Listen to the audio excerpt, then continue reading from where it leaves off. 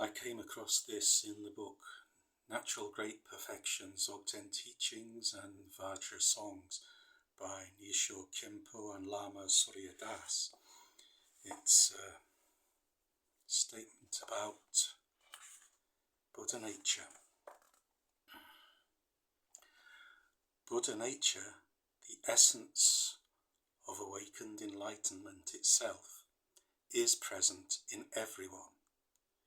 Its essence is forever pure, unalloyed and flawless.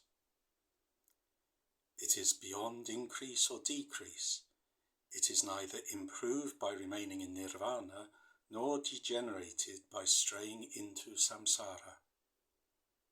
Its fundamental essence is forever perfect, unobscured, quiescent and unchanging. Expressions are myriad. Those who recognize their true nature are enlightened. Those who ignore or overlook it are deluded.